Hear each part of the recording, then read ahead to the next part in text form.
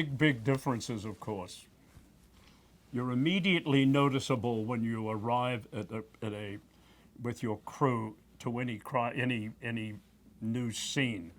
There's at least, in those days, at least three of you, because the audio equipment was very heavy that had to be carried. And you had big cameras that CNN had. They sort of had outdated equipment. So you needed a husky cameraman. You needed someone who could carry the audio equipment, and you needed the reporter, and you'd have to the reporter would carry the sticks, the props for the camera.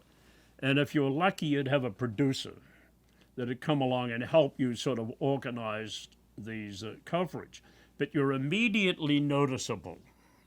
As a print reporter, you can drift around, you can just sort of quietly edge in and out of. That's how, as a print reporter, I did my coverage of international stories. I was always pretend to be something other than a reporter, and drifting around and being Mr. Sociable and whatever you had to do, all being aggressive when I had to, but always sort of not particularly noticeable.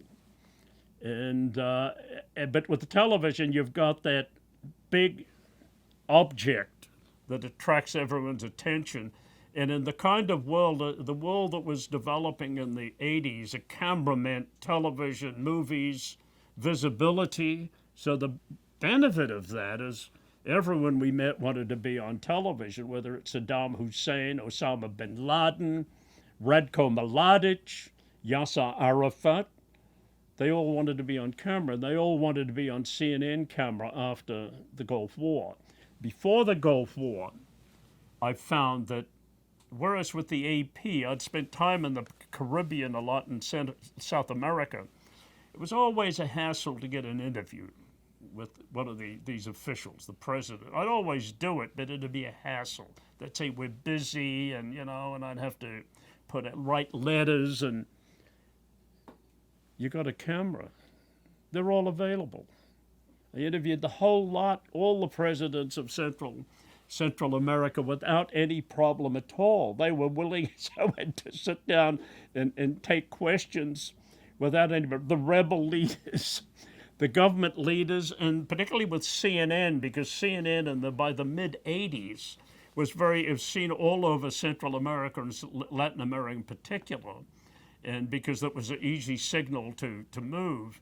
And a lot of these people, of course, out of relatives in Miami, they're coming in and out of the U.S. CNN became super important in Central America before any other foreign country.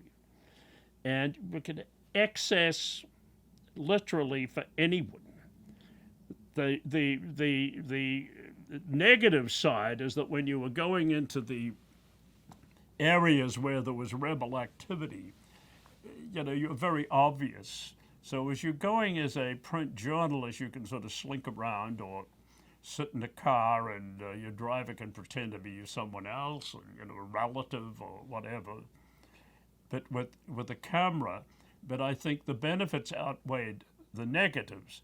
Now, in telling the story, CNN was unique because, unlike the networks, which would have a little space on the evening news, the only space at that point in time for news was the evening news. A minute 40, 2 minutes, a minute 20, and they were happy to get that. CNN wanted at least one story every day, maybe 2 stories a day from me. They preferred that the stories be 3 or 4 minutes long, but if it was a good story, you could do a 6-minute story, and they'd run it.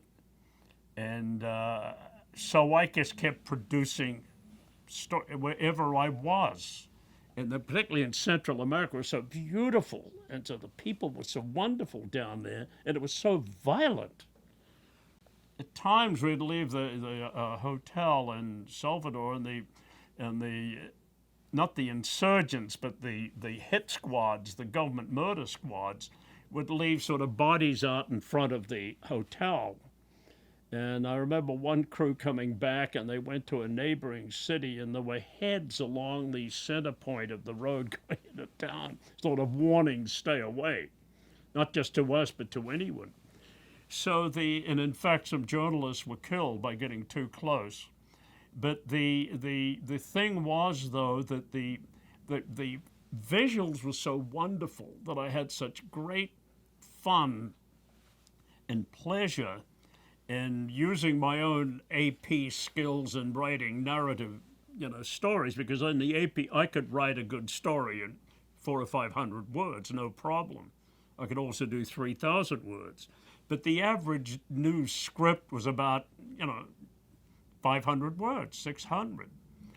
And suddenly I had these wonderful pictures, and which I could write a script to them, and it was a thrill. I'd just sit down and I'd be looking at the video, and then I'd sit down and do it, and it was with great pleasure. Now, in Central America and in most places in those days, the networks would hire satellite time from the local publishers.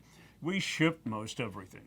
So not only did we do the story, I or someone would drive to the airport, whatever country we were in, and ship it back to Miami, mainly because all the planes went to Miami, and our bureau there would put it on air. So there was that that delay.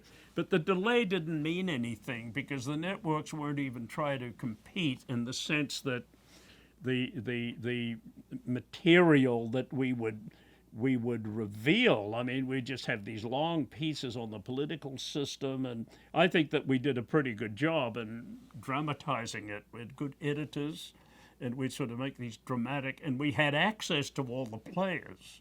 So we'd have the guys on air, and we could talk about them, and then then you had the interchange. It was just a smorgasbord of creativity.